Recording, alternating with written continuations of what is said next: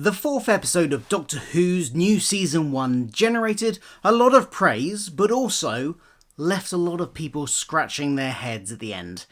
Just what had happened there?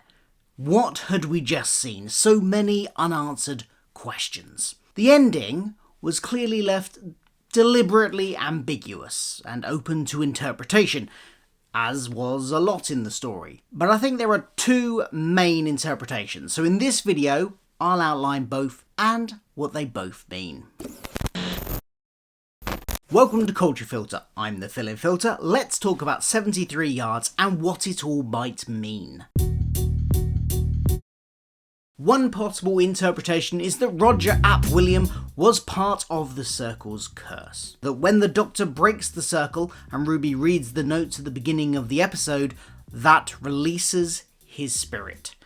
Now, that doesn't necessarily mean that Roger knows what he is. The evil essence possibly could have possessed him and corrupted Roger as a child. Now, assuming the character is the same age as the actor playing him, he would be 9 years old in 2024 when the Circle is broken. The evil then acts as more of a corrupting influence, sort of like the evil entity Bob in the David Lynch TV series Twin Peaks, to the point where he becomes a nasty, abusive, power-hungry narcissist with a fetish for nuclear weapons. Ruby certainly comes to that conclusion, and the conclusion that they're linked, the Circle and Roger, when she sees the politician on TV.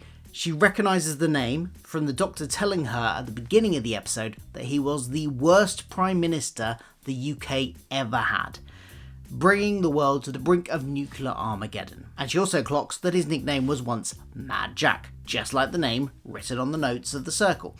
So she vows to stop him. She clearly has the plan to use the creepy woman that's following her and has that effect of making people run away from her from the beginning, as she says in the direction of the woman,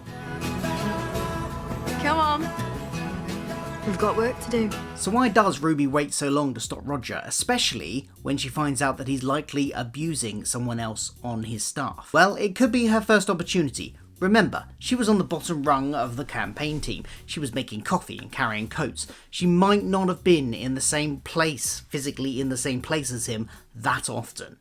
And also remember that for her plan to work, she has to be able to get 73 yards away from him while still maintaining a clear line of sight in a situation where he's unlikely to move. A huge football stadium was probably the first chance to do that.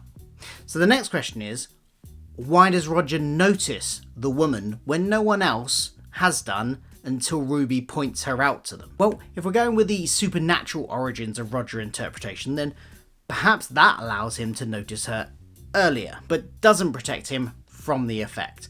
But even putting that aside, people have noticed her when Ruby has drawn their attention to her. Ruby's actions just on the field could have done just that. She draws attention to herself and then stares at the woman. People may well follow her gaze, including Roger.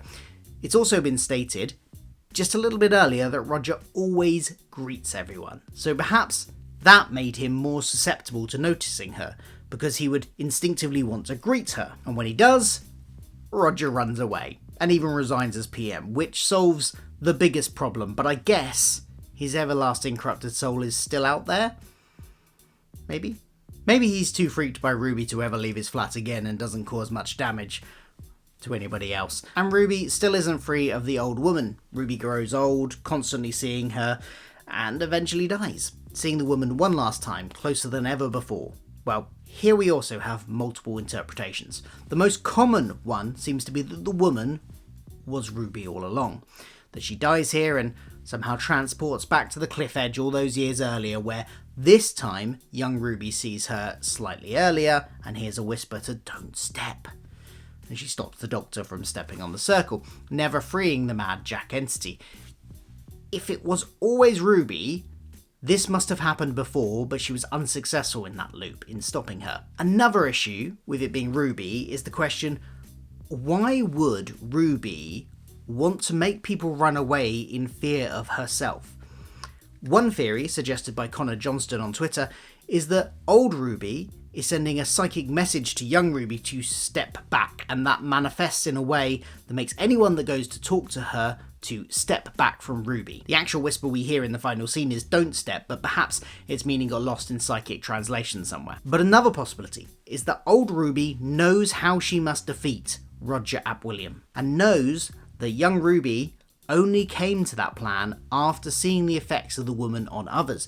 So she must put herself through that in order to complete the plan and defeat Roger. So how does Ruby travel back in time in this way?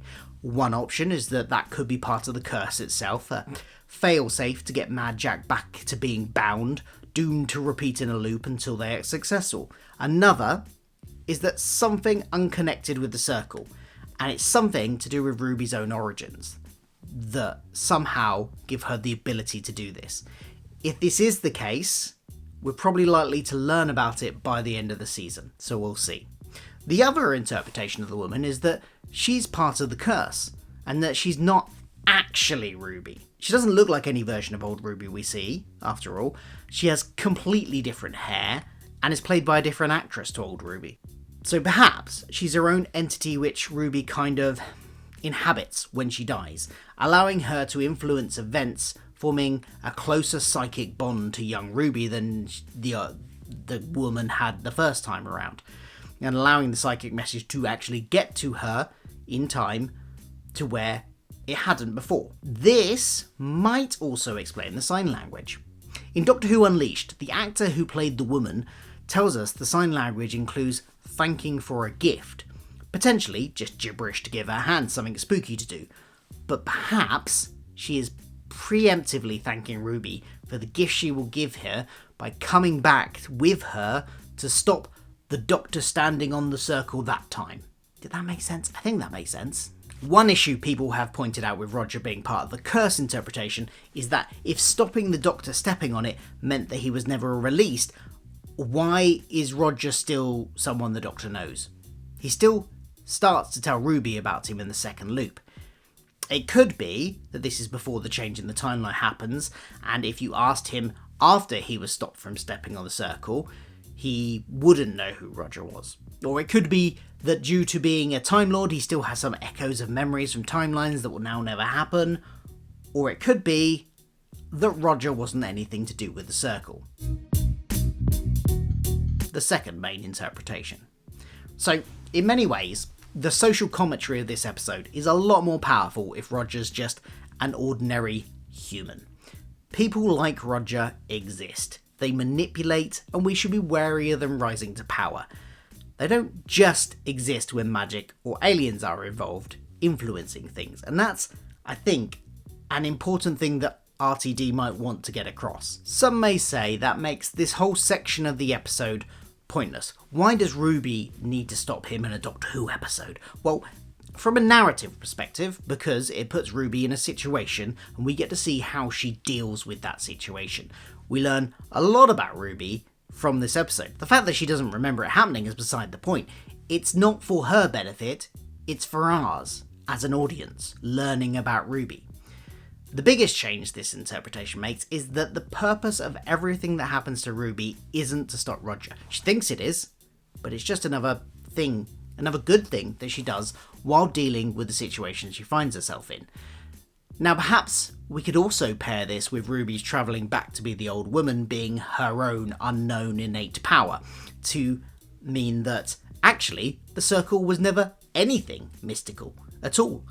But that does lead the question of what happened to the Doctor. Perhaps him disappearing was the first most extreme manifestation of the effect the woman has, which could be Ruby's own power, but I think it's more likely there is some supernatural element in the circle, especially as we're on a very supernatural themed season. As for Roger, if he was never corrupted by an evil entity, that means he's still out there, destined to become PM and bring the whole world to the brink of nuclear Armageddon. Perhaps he's the Minister of War that is mentioned in Before the Flood. We might even see him pop up again in the next season or two in another story. A social media post by the actor might hint that we could. He was asking, "Wonder where he is now," or something to that effect. Or he might never appear again. And if the show is still on in 2046, we'll all headcanon a reason why the present day stories don't include a Prime Minister Gwilliam. What do you think of the interpretations here? Do you have your own? Let me know in the comments below. And after you're done with that, why not check out my theory about the return of the Doctor's granddaughter Susan by clicking on the screen now.